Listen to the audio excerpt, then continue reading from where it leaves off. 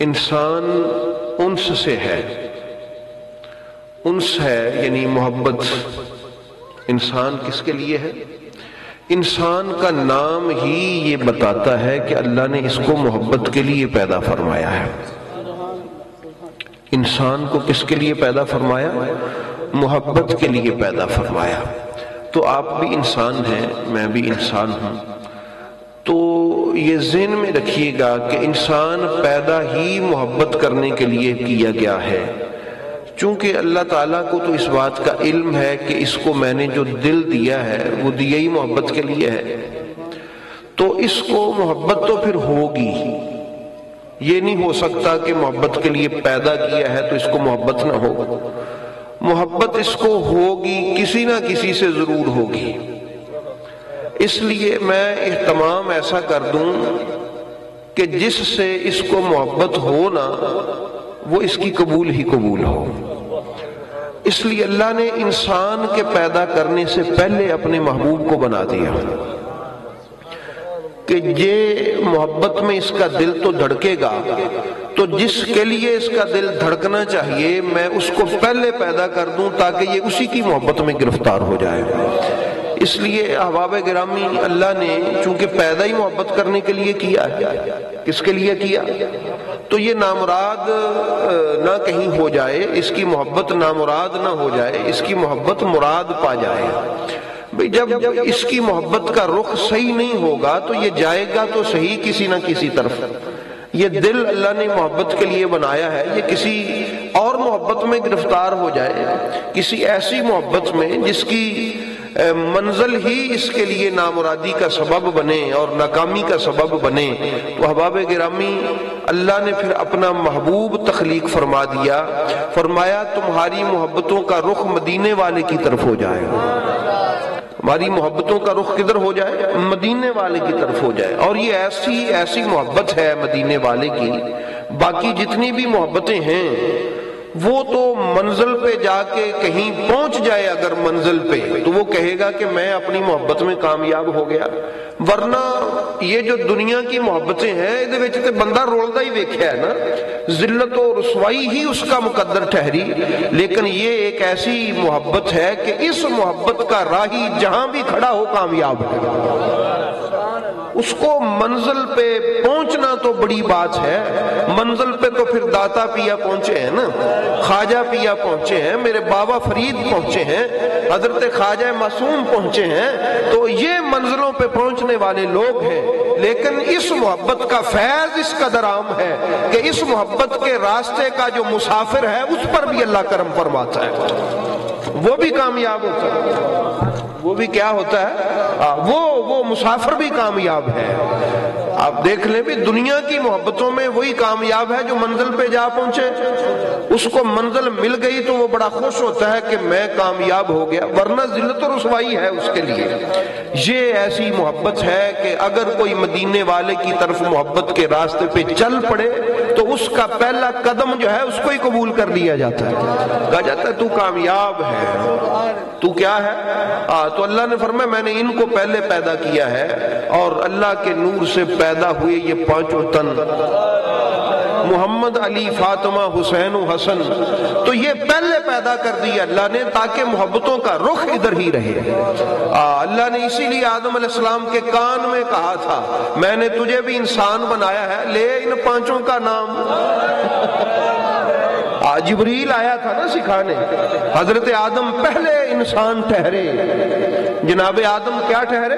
پہلے انسان ٹھہرے، بڑی انہوں نے رونا دھونا کیا، بڑے 100 سال روتے رہے اور التجائیں کرتے رہے، پھر اللہ نے جبریل کو کہا کہ جاؤ ذرا یاد کراؤ اس کو کہ میں نے تجھے کسی محبت کے لیے بھیجا ہے، جن کی محبت کا دم تو نے بھرنا ہے ان کا نام لے میرے پاس۔ تو کائنات کے پہلے انسان نے جب ان کا نام لیا نا تو اللہ نے فرمایا یہ ٹھیک جگہ پہ تو اب آیا ہے۔ تفسیر الدر المنصور میں حضرت علامہ جلال الدین سیوطی نے ایسے لکھا ہے، تو آدم نے پھر کہا کہ مولا تجھے واسطہ ہے محمد کا، تجھے واسطہ ہے علی اور زہرا کا، تجھے واسطہ ہے حسن و حسین کا، تو مجھ سے راضی ہو جا۔ اللہ نے فرمائی تھے رکھ ہوں ٹھیک ہے، اب ٹھیک پوائنٹ پہ 300 سال بعد تو آیا، ٹھیک ہو گیا۔ تو اس لیے احباب گرامی، اللہ نے انسان کو تخلیق فرمایا تو اس کی تخلیق سے پہلے اللہ نے ان کو تخلیق فرمایا۔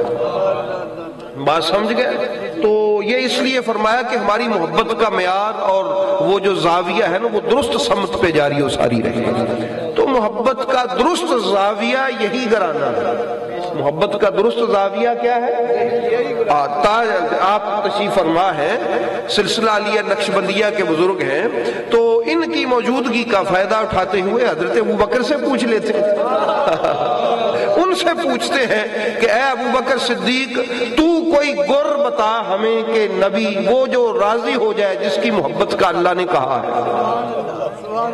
کہ تو نے پہلے اسلام قبول کیا، میرے نبی کے تمام غلاموں میں سب سے پہلا غلام تو ہے، تو نے اس وقت سے تو ساتھ ہے جب کوئی بھی ساتھ نہیں تھا، تو نے اتنا وقت بتایا ہے، تو کس نتیجے پہ پہنچا ہے کہ یہ راضی کیسے ہوتا ہے، یہ خوش کیسے ہوتا ہے؟ تو حضرت ابوبکر صدیق مسلمانوں کا گرو بولا، ارقبوا محمدًا فی اہل بیتہ،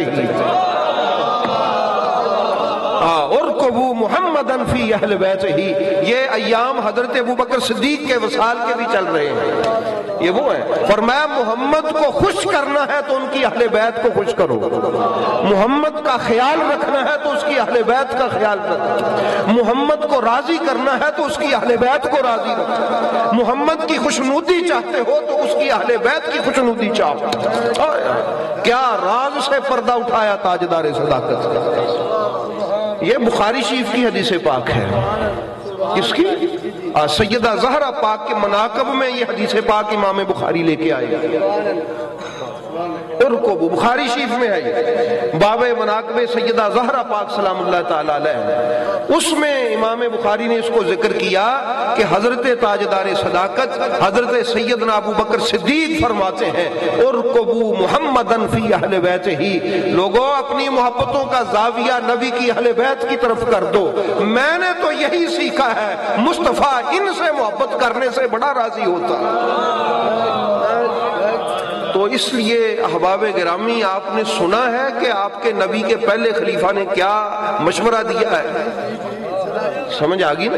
ہاں، تو یہ آپ نے یاد بھی رکھنا ہے، ٹھیک ہے، یہ آپ نے یاد بھی رکھنا ہے۔ تو آپ نے یہ ذہن میں رکھنا ہے کہ آپ کے نبی کے پہلے خلیفہ کا خوبصورت مشورہ ہے، کیونکہ وہ بھی ایک انسان ہے، ان کو پتہ ہے یہ دل محبت کے لیے ہے، یہ دل کس کے لیے ہے اور یہ کس کی محبت میں دھڑکنا چاہیے، یہ ہمیں حضرت ابوبکر صدیق نے سکھایا ہے۔ سمجھ گئے ہو؟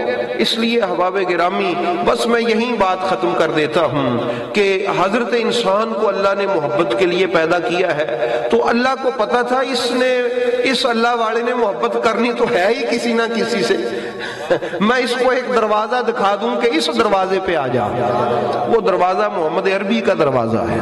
اس لیے احباب گرامی، اللہ ہمیں ان کی محبت میں گرفتار رکھے۔